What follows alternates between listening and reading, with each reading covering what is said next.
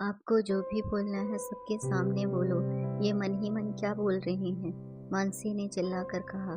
पति दिनेश और बच्चे टिया मोनू भी सहम गए। हाँ बहू, बोलूंगी। मैं डरती नहीं हूँ किसी से।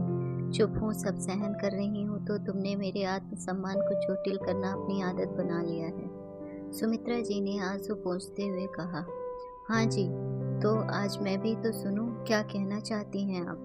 पापा जी और आपकी की गई 15 साल की सेवा का क्या बदला दे रही हैं आप? मानसी और जोर से बोली। बहू, 15 साल तुमने सेवा की है तो मैंने तुम्हारे पापा जी ने कोई बैठ के रोटियां नहीं तोड़ी। 2 साल में 2 बच्चे कर दिए तुमने। जहाँ मेरी बेटियों की सासों ने उन्हें डिलीवरी के बाद 10वें दिन खड़ा कर दिया, वहाँ मैंने तुम्हें पूरा महीना बिस्तर से उठने नहीं दिया। एक पैर पर खड़ी रही, तुम्हें तुम्हारे बच्चे को तकलीफ न हो, सो पूरा परिवार अकेले संभाला। रहने दो बहू, हम अपनी सेवा या किया हुआ गिनाने पर आए तो तुम अपनी ही नजर में गिर जाओगी। सुमित्रा जी हाँफ रही थी पर उन्होंने बोलना जारी रखा। अरे कोई बताएगा हुआ क्या? दिनेश बीच में बोला। बेटा, अब शरीर में पहले जैसी ताकत नहीं रही। शरीर छीड़ होने लगा है, फिर भी सोचती हूँ बैठी रहूं, उससे अच्छा कुछ ना कुछ करती रहती हूँ। उन कामों में छोटी मोटी गलतियां हो जाती हैं तो बहू सुनाने से बाज नहीं आती। आज जिस घर की मालकिन बनी है वो अधिकार उसे मैंने ही दिए हैं। खुद ब्याह कर जब इस घर में आई, मैंने अनेक गलतियां इसकी माफ की। आज पापा जी की कमाई बंद होते ही जब घर तुम्हारी कमाई से चलने लगा तो इसके तेवर ही बदल गए। हाँ तो माँ, इसमें मानसी कहाँ गलत है? अब 2 जनों की जगह एक की कमाई से घर चलेगा तो नुकसान पर तो बोलेगी ही। महीने का पूरा बजट बिगड़ जाता है। दिनेश ने पत्नी का साथ दिया। वाह बेटा, शाबाश। सिर्फ बहू नहीं, बेटा भी बदल गया है। सुमित्रा जी खुद को संभालते हुए। बूढ़े माता पिता की दवा दारू, 3 बच्चों की पढ़ाई, बेटे का कैरियर, बेटियों की शादी, अकेले तेरे पिता की कमाई से सब काम हुए। जाने कितने संघर्ष हम मियाँ बीवी ने बच्चों को लायक बनाने में किए। अपनी ज़रूरतों से ज़्यादा तवज्जो बच्चों की ख्वाहिशों को दी। आज उन्हीं बच्चों की कमाई बूढ़े माँ बाप का ख्याल रखने में खर्च होती है तो महीने का बजट बिगड़ जाता है। देख लो, अभी कहती हूँ मैं चुप हूँ, सब सहन कर रही हूँ। बुढ़ापे में शरीर जर्जर हो चुका है इनका, लेकिन घमंड कम नहीं हुआ माता जी का। मानसी ने तीखे तेवर अपनाते हुए कहा। बहू, शरीर बूढ़ा हुआ है पर आत्मसम्मान नहीं। खैर, जब अपने पेट की संतान बदल जाए तो तुम तो पराई हो। सुमित्रा जी अपने कमरे में चली गई।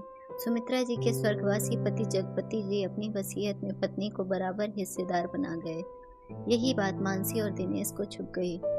दिमाग में यही था कि पूरी उम्र सेवा हमने की, इकलौता बहू बेटा है तो सब कुछ हमारा ही होगा। सुमित्रा जी ने दुनिया देखी थी, वो अपने अनुभव से सब समझ रही थी। कल तक जो आदर्श बेटा बहू थे आज अचानक कैसे बदल गए? हुआ क्या था, चलिए जानते हैं। पापा जी की बीमारी के बाद से ही खाने में भोजन, तेल नमक इत्यादि सब कम हो गया था। ऐसे में भोजन की सबको आदत हो गई थी। अचानक जब मानसी ने खाने में तेल मसाला ये कहकर बढ़ा दिया कि सारी जिंदगी हम फीका क्यों खाएं, और भी कई गैर जरूरी बदलाव किए। सास के साथ टोक टाक चलती रही। सुमित्रा जी सब कुछ अनदेखा करती गई कि अब घर गृहस्थी बहू की है, जैसा मन चाहे चलाए।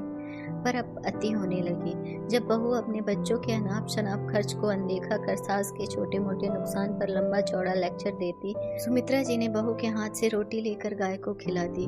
ये मेरे हिस्से की रोटी है बहू। जब घर में कुछ नहीं था तब से ये परंपरा चली आ रही है। आज तो ईश्वर की दया से सब कुछ है, फिर क्यों गाय की रोटी में ही कंजूसी करना? आज रात भी कुछ ऐसा ही हुआ था तो सुमित्रा जी के सब्र का बांध टूट गया। जब वो गाय को रोटी देने लगी तब मानसी ने सास के हाथ से रोटी छीन ली। माँ जी, मैंने एक्स्ट्रा रोटी बनाना छोड़ दिया। फिर ये कहाँ से आई? सुमित्रा जी अपने कमरे की तरफ बढ़ने लगी और धीरे से बुदबुदाई। बाकी तुम लोग कैसे लौटा रहे हो ये सब क्या मुझे दिखाई नहीं दे रहा है?